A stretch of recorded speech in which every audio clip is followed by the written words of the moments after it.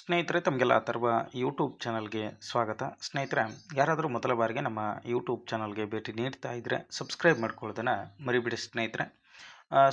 ಮೊನ್ನೆ ದಿನ ನಾವೇನು ಹೇಳಿದ್ವಿ, ವಸತಿ ಶಾಲೆಯಲ್ಲಿ ಶಿಕ್ಷಕರ ನೇಮಕಾತಿ ಆಗ್ತದೆ ಅಂತೇಳಿ. ಅದಕ್ಕೆ ಸಂಬಂಧಪಟ್ಟಂತೆ ಅದರ ಸಿಲೆಬಸ್ ಏನಿರ್ತದೆ ಮತ್ತು ಅದಕ್ಕೆ ಏನು ಕ್ರೈಟೇರಿಯಾನ ಫಾಲೋ ಮಾಡ್ತಾರೆ, ಸೆಲೆಕ್ಷನ್ ಮಾಡೋದಕ್ಕೆ ಈ ಥರ ಪ್ರಶ್ನೆಗಳನ್ನ ಕೇಳ್ತಾ ಇದ್ದೀರಿ.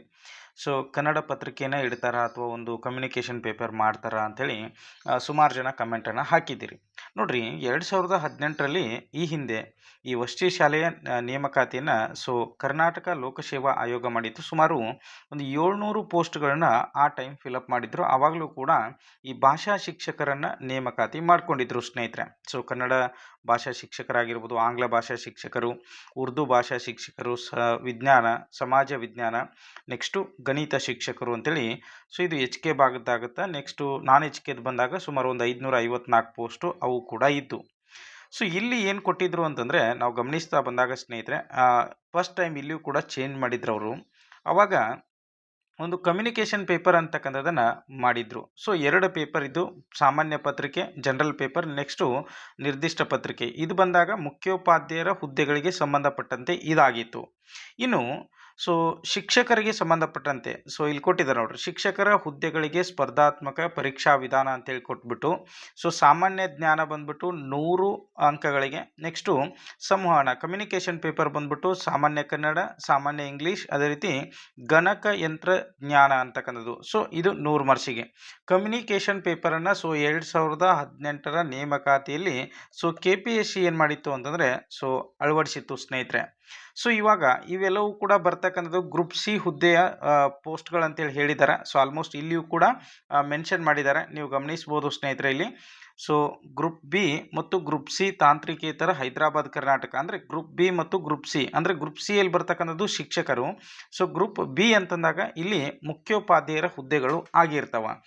ಆ ಒಂದು ಕಾರಣಕ್ಕಾಗಿ ಇವಾಗ ಮೊನ್ನೆ ಏನು ಒಂದು ಪ್ರಜಾವಾಣಿ ನ್ಯೂಸ್ ಪೇಪರಲ್ಲಿ ಬಂದಿತ್ತಲ್ಲ, ಗ್ರೂಪ್ ಸಿ ನೇಮಕಾತಿಗೆ 962 ಹುದ್ದೆಗಳನ್ನ ನಾವು ಇವಾಗ ಸಿದ್ಧಪಡಿಸಿಟ್ಕೊಂಡಿದ್ದೀವಿ ಅಂತೇಳಿ KA ಒಂದು ನಿರ್ದೇಶಕರಾಗಿರ್ತಕ್ಕಂಥ ಪ್ರಸನ್ನ ಸರ್ ಅವರು ಕೂಡ ಹೇಳಿದ್ದಾರೆ. ಇವಾಗ ನಾವು ಇದನ್ನೆಲ್ಲ ಗಮನಿಸ್ತಾ ಬಂದಾಗ ಆಲ್ಮೋಸ್ಟ್ ಏನು ಅಂತಂದರೆ, ಈ ಗ್ರೂಪ್ ಸಿ ಹುದ್ದೆಗೆ ಏನು ಸಿಲೆಬಸ್ ಇದೆ, ಯಾವುದು ಕಮ್ಯುನಿಕೇಷನ್ ಪೇಪರ್ ಅಂತಕ್ಕಂಥದ್ದು, ಅದನ್ನೇ KAದವರು ಕೂಡ ಫಾಲೋ ಮಾಡುವಂತಹ ಸಾಧ್ಯತೆಗಳು ತುಂಬಾ ಇದೆ ಸ್ನೇಹಿತರೆ. ಅದೇ ನಾವು ಈ ಒಂದು ಹುದ್ದೆಗಳು HSTR ಅಲ್ಲಿ ಬರ್ತವೆ. ನಾವು HSTR ಪರೀಕ್ಷೆಯಲ್ಲಿ ನೋಡ್ತಾ ಬಂದಾಗ ಸ್ಪೆಸಿಫಿಕ್ ಆಗಿ ಕನ್ನಡ ಸಬ್ಜೆಕ್ಟಿಗೆ ಸಂಬಂಧಪಟ್ಟಂತೆ, ಕನ್ನಡ ವಿಷಯಕ್ಕೆ ಸಂಬಂಧಪಟ್ಟಂತೆ ಒಂದು ಪತ್ರಿಕೆಯನ್ನು ನಾವು ಗಮನಿಸ್ತೀವಿ. ಅಲ್ಲಿ ಆದರೆ ಒಂದು ಪತ್ರಿಕೆ ಏನಿರ್ತದೆ ಅಂದರೆ ಸ್ಪೆಸಿಫಿಕ್ ಆಗಿ ಸಬ್ಜೆಕ್ಟಿಗೆ ಸಂಬಂಧಪಟ್ಟಂತೆ ಇರ್ತದೆ. 100 ಅಂಕಕ್ಕೆ ನೀವು ಏನು ಮಾಡ್ತೀರಿ ಅಂದರೆ, ನಿಮ್ಮ ಕನ್ನಡ ಆಗಿರ್ಬೋದು ಅಥವಾ ಇಂಗ್ಲೀಷ್ ವಿಷಯಕ್ಕೆ ವಿಷಯ ಶಿಕ್ಷಕರಾಗಿದ್ರಿ ಅಂತಂದರೆ ನಿಮ್ಮ ಸಬ್ಜೆಕ್ಟ್ ಮೇಲೆ 100 ಅಂಕಕ್ಕೆ ನೀವು ಪರೀಕ್ಷೆಯನ್ನು ಬರೀತೀರಿ. ಒಂದು ಏನಾಗಿರ್ತದೆ ಅಂದರೆ GK ಪೇಪರ್ ಇರ್ತದೆ, ಟೋಟಲಿ 200 ಅಂಕಗಳಿಗೆ ಏನಪ್ಪ ಅಂತಂದರೆ ನೀವು ಪರೀಕ್ಷೆಯನ್ನು ಬರಿಬೋದು. ಆದರೆ ಇಲ್ಲಿ ಬಂದಾಗ ಸಂವಹನ ಪೇಪರ್ ಅಂತಂದರೆ ಎಷ್ಟೋ ಜನ ಅಭ್ಯರ್ಥಿಗಳು ಇವಾಗ ಕನ್ನಡ ಶಿಕ್ಷಕರಿಗೆ ಕನ್ನಡ ಪುಸ್ತಕಗಳನ್ನ ಆಲ್ಮೋಸ್ಟ್ ಏನು ಅಂತಂದರೆ ಅವರ ಸಬ್ಜೆಕ್ಟಲ್ಲಿ ಅವ್ರು ಏನು ಮಾಡ್ತಾ ಇದ್ದಾರೆ ಅಂದರೆ ಓದ್ತಾ ಇದ್ದಾರೆ. ಸಡನ್ನಾಗಿ ಈ ರೀತಿ ಕಮ್ಯುನಿಕೇಷನ್ ಪೇಪರ್ ಏನಾದರೂ ಇಟ್ಟರು ಅಂದರೆ ಇದು ಬಹಳ ಗೊಂದಲ ಆಗುವಂತಹ ಸಾಧ್ಯತೆಗಳು ಇದೆ ಸ್ನೇಹಿತರೆ, ಹೌದಾ? ಇನ್ನೂವರೆಗೂ ಕೂಡ ಯಾವುದೇ ರೀತಿಯ ಪಠ್ಯಕ್ರಮದ ಬಗ್ಗೆ ಆಗಿರ್ಬೋದು, ಎಷ್ಟು ಪೇಪರ್ ಇರ್ತದೆ, ಎಷ್ಟು ಅಂಕಕ್ಕೆ ಇರ್ತದೆ, ಇದು ಯಾವುದೂ ಕೂಡ ಮಾಡಿಲ್ಲ. ಯಾಕಂದರೆ ಫಸ್ಟ್ ಟೈಮ್ ಏನಾಗಿದೆ ಅಂದರೆ KAದವ್ರಿಗೆ ಕೊಟ್ಟಿರ್ತಕ್ಕಂಥದ್ದು ಸ್ನೇಹಿತರೆ. ಫಸ್ಟ್ ಟೈಮ್ ಏನು ಮಾಡಿದ್ದಾರೆ, ಈ ಒಂದು ಅಧಿಸೂಚನೆಯನ್ನು KAದವ್ರು ಕೊಟ್ಟಿದ್ದಾರೆ. ಅವ್ರು ಯಾವ ರೀತಿ ಕ್ರೈಟೇರಿಯಾನ ಫಾಲೋ ಮಾಡ್ತಾರೆ, ಅದನ್ನು ಯಾವುದೂ ಕೂಡ ಇನ್ನೂವರೆಗೂ ಬಿಟ್ಟು ಕೊಟ್ಟಿಲ್ಲ. ಆಲ್ಮೋಸ್ಟ್ 20ನೇ ತಾರೀಕಿಗೆ ನೋಟಿಫಿಕೇಷನನ್ನು ನಾವು ಹೊರಡಿಸ್ತೀವಿ ಅಂತ ಹೇಳಿದ್ದಾರೆ.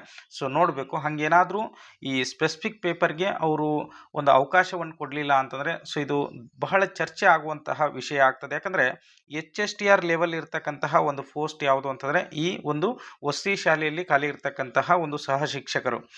ಹಾಗಾದಾಗ ಇಲ್ಲಿಯೂ ಕೂಡ ಸ್ಪೆಸಿಫಿಕ್ ಪೇಪರ್ಗೆ ಅವ್ರು ಏನು ಮಾಡಬೇಕು ಅಂತಂದರೆ ಅವಕಾಶವನ್ನು ಕೊಡಬೇಕಾಗ್ತದೆ. ಯಾಕಂದರೆ ಇಷ್ಟು ದಿನ ಅಭ್ಯರ್ಥಿಗಳು ಏನು ಮಾಡಿದ್ದಾರೆ ಅಂದರೆ ಅವರ ಸ್ಪೆಸಿಫಿಕ್ ಸಬ್ಜೆಕ್ಟ್ ಯಾವ್ದು ಬರ್ತದಲ್ಲ, ಕನ್ನಡ, ಇಂಗ್ಲೀಷು, ಸಮಾಜ ವಿಜ್ಞಾನ, ಈ ರೀತಿ ಅವ್ರು ಓದ್ಕೋತಾ ಬಂದಿದ್ದಾರೆ.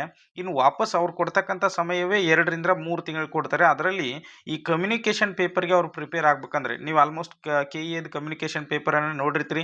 ಆಲ್ಮೋಸ್ಟ್ ಇಂಜಿನಿಯರಿಂಗ್ದವ್ರು ಏನಪ್ಪ ಅಂತಂದರೆ ಅವರು ಕೂಡ ಈ ಗಣಕಯಂತ್ರದ ಏನು ಕಂಪ್ಯೂಟರ್ಗೆ ಸಂಬಂಧಪಟ್ಟಂತೆ ಪ್ರಶ್ನೆಗಳು ಬರ್ತಾವ, ಎಲ್ಲವೂ ಕೂಡ ಅಪ್ಲಿಕೇಶನ್ ಲೆವೆಲ್ ಕ್ವಶನ್ಸ್ ಬರ್ತವೆ. ಅದಕ್ಕೆಲ್ಲ ಈ ಕನ್ನಡ ಶಿಕ್ಷಕರು ಸಿದ್ಧ ಆಗ್ತಕ್ಕಂಥದ್ದು ತುಂಬ ಕಠಿಣವಾದಂಥ ಆಗಿರ್ತದೆ. ಸೊ ಹಾಗಾಗಿ ಇದ್ರ ಬಗ್ಗೆ ನೀವು ಸ್ವಲ್ಪ ಗಮನ ಹರಿಸ್ಬೇಕಾಗ್ತದೆ ಸ್ನೇಹಿತರೆ. ಓಕೆನಾ.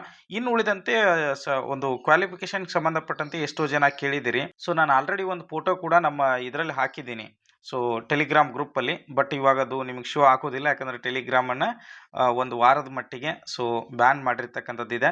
ಮತ್ತು 22ರಿಂದ ಯಥಾಸ್ಥಿತಿ ಬರ್ತದೆ. ಇಲ್ಲಿ ಸ್ವಲ್ಪ ನಾನು ಅದ್ರ ಬಗ್ಗೆ ಕೂಡ ನಿಮ್ಗೆ ಕ್ಲಾರಿಟಿ ಕೊಟ್ಬಿಡ್ತೀನಿ ಸ್ನೇಹಿತರೆ. ಇಲ್ಲಿ ಗಮನಿಸ್ಬೋದು. ಸೊ ಗಮನಿಸಿ ಸ್ನೇಹಿತರೆ, ಇಲ್ಲಿ ಕನ್ನಡ ಭಾಷಾ ಶಿಕ್ಷಕರು ಅಂತೇಳಿ ಕೊಟ್ಟಿದ್ದಾರೆ. ಸೊ ಅಂಗೀಕೃತ ವಿಶ್ವವಿದ್ಯಾಲಯದಿಂದ ಕನ್ನಡ ಭಾಷೆಯನ್ನು ಮುಖ್ಯ ಐಚ್ಛಿಕ ವಿಷಯವಾಗಿ ತೆಗೆದುಕೊಂಡು ಕಲಾ ಪದವಿ ಹೊಂದಿರತಕ್ಕದ್ದು. ಒಂದು ವೇಳೆ ಪದವೀಧರರು ಪದವಿ ಮಟ್ಟದಲ್ಲಿ ಕನ್ನಡ ಭಾಷೆಯನ್ನು ಐಚ್ಛಿಕ ವಿಷಯವಾಗಿ ಅಧ್ಯಯನ ಮಾಡಿರದಿದ್ದರೆ ಕನ್ನಡ ಭಾಷೆಯಲ್ಲಿ ಸ್ನಾತಕೋತ್ತರ ಪದವಿ ಪಡೆದಿರುವವರನ್ನು ನೇಮಕಾತಿಗೆ ಪರಿಗಣಿಸಲಾಗುವುದು ಅಂತೇಳಿ ಹೇಳಿದ್ದಾರೆ. ಆಲ್ಮೋಸ್ಟ್ ನೀವೇನು ಮಾಡ್ತೀರಿ ಅಂತಂದರೆ ಐಚ್ಛಿಕವಾಗಿ ಒಂದು ಆಪ್ಷನಲ್ ಸಬ್ಜೆಕ್ಟ್ ಆಗಿ ಕನ್ನಡ ಓದಿದರೆ ಮಾತ್ರ ಎಷ್ಟೋ ಜನ ವಿದ್ಯಾರ್ಥಿಗಳು MA ಇನ್ ಕನ್ನಡ ಮಾಡೋದಕ್ಕೆ ಹೋಗ್ತೀರಿ. ಸೊ ನೀವು ಪದವಿ ಮಟ್ಟದಲ್ಲಿ ಐಚ್ಛಿಕ ತೊಗೊಂಡಿರಲಿಲ್ಲ ಅಂದರೆ ಎಷ್ಟೋ ಜನ ನೀವು ಕನ್ನಡ MA ಮಾಡೋದಕ್ಕೆ ಹೋಗೋದಿಲ್ಲ. ಸೊ ಹೋದರೂ ಕೂಡ ಬಹಳ ರೇರ್ ಇರ್ತದೆ. ಸೊ ಹಾಗಾಗಿ ನೀವು ಐಚ್ಛಿಕವಾಗಿ ಓದಿರಬೇಕು. ಸೊ ಓದಿಲ್ಲ ಅಂದರೂ ನಡೀತದೆ. ನೀವು ಸ್ನಾತಕೋತ್ತರ ಪದವಿಯಲ್ಲಾದರೂ ಕೂಡ ಒಂದು ಕನ್ನಡ ಭಾಷೆಯಲ್ಲಿ MA ಮಾಡಿದ್ರಿ ಅಂತಂದರೆ ನಿಮ್ಮನ್ನು ಈ ಹುದ್ದೆಗೆ ಪರಿಗಣಿಸ್ತಾರೆ. ಜೊತೆಗೆ ನಿಮ್ಮದು BEd ಆಗಿರಬೇಕು. ಪ್ಲಸ್ ಇವಾಗ ಮೊದಲು TET ಇರಲಿಲ್ಲ. ಪ್ಲಸ್ ಇವಾಗ ಏನು ಮಾಡಿದ್ದಾರೆ ಅಂದರೆ ಸೆಕೆಂಡ್ ಪೇಪರ್ ನೀವೇನಾಗಬೇಕು ಅಂದರೆ ಟೀಚರ್ ಎಲಿಜಿಬಿಲಿಟಿ ಟೆಸ್ಟನ್ನು ಕ್ವಾಲಿಫೈ ಆಗಿರಬೇಕು. CTET ಅಥವಾ TET ಈ ಎರಡರಲ್ಲಿ ನೀವು ಕ್ವಾಲಿಫೈ ಆದ್ರಿ ಅಂತಂದರೆ ಈ ಪೋಸ್ಟ್ಗೆ ನೀವು ಅಪ್ಲೈ ಮಾಡೋದಕ್ಕೆ ಬರ್ತದೆ ಸ್ನೇಹಿತರೆ. ಅದೇ ರೀತಿ ಆಂಗ್ಲ ಭಾಷಾ ಶಿಕ್ಷಕರು ಕೂಡ ಅದೇ ರೀತಿ, ನೆಕ್ಸ್ಟು ಉರ್ದು ಭಾಷೆಯೂ ಕೂಡ ಅದೇ ರೀತಿಯಾಗಿರ್ತದೆ. ನೆಕ್ಸ್ಟು ಗಣಿತ ಶಿಕ್ಷಕರು, ಇವೆಲ್ಲದಕ್ಕೂ ಕೂಡ ಈಗ ಏನಾಗಿರಬೇಕು ಅಂದರೆ ಸೆಕೆಂಡ್ ಪೇಪರ್ TET ನೀವು ಕ್ಲಿಯರ್ ಆಗಿರಬೇಕು ಸ್ನೇಹಿತರೆ.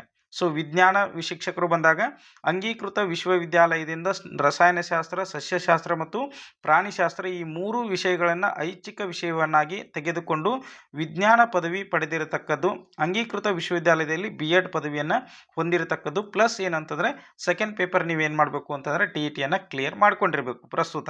ಯಾಕಂದರೆ C&R ರೂಲ್ ಏನಾಗಿದೆ ಅಂದರೆ ಚೇಂಜಸ್ ಆಗಿದೆ.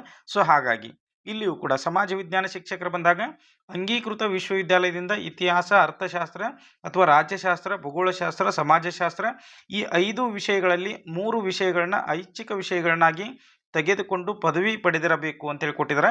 ಇದು 2018ರ ನೇಮಕಾತಿಯಲ್ಲಿ ಇರ್ತಕ್ಕಂಥದ್ದು. ಪ್ರೆಸೆಂಟ್ ಏನಪ್ಪ ಅಂತಂದರೆ ಒಂದು ಸೆಕೆಂಡ್ ಪೇಪರನ್ನು ನೀವು TET ಕ್ಲಿಯರ್ ಮಾಡ್ಕೋಬೇಕು ಅಂತೇಳಿ ಚೇಂಜಸ್ ಆಗಿರ್ತಕ್ಕಂಥದ್ದು. ಮೊದಲು ಇಂಟರ್ವ್ಯೂ ಇತ್ತು, ಇವಾಗ ಅದನ್ನು ಕೂಡ ಕ್ಯಾನ್ಸಲ್ ಮಾಡಿದ್ದಾರೆ. ನೋಡೋಣ ಸ್ನೇಹಿತರೆ, ಆಲ್ಮೋಸ್ಟ್ ಇವಾಗ 20ನೇ ತಾರೀಕಿಗೆ ಒಂದು ನೋಟಿಫಿಕೇಶನ್ ಅಂತಕ್ಕಂಥದ್ದು ಹೊರ ಬರ್ತದೆ ಅಂತ ಹೇಳಿದ್ದಾರೆ. ಅದರಲ್ಲಿ ಏನೇನು ಚೇಂಜಸ್ ಮಾಡ್ತಾರೆ ಅಂತಕ್ಕಂಥದ್ದು ನೋಡಿಕೊಂಡು ಆಲ್ಮೋಸ್ಟ್ ನಮ್ಮ ಒಂದು ಒತ್ತಾಯ ಏನು ಅಂತಂದರೆ HSTR ಯಾವ ರೀತಿಯಾಗಿ ಒಂದು ಫಾಲೋ ಮಾಡ್ತಾರಲ್ಲ ಆ ರೀತಿಯಾಗಿ ಫಾಲೋ ಮಾಡಬೇಕು.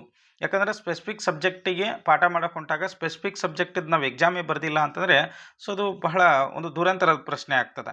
ಹಾಗಾಗಿ ನೋಡೋಣ ಮುಂದಿನ ದಿನಗಳಲ್ಲಿ ಯಾವ ರೀತಿಯಾಗಿ ಬದಲಾವಣೆ ಆಗಿರ್ತದೆ ಅನ್ನೋದನ್ನು. 2-3 ದಿನ ಕಾಯ್ದಿರಿ ಅಂತಂದರೆ ಅಧಿಸೂಚನೆನೇ ಬರುವಂತಹ ಸಾಧ್ಯತೆಗಳು ಇದೆ ಸ್ನೇಹಿತರೆ. ಓಕೆನಾ.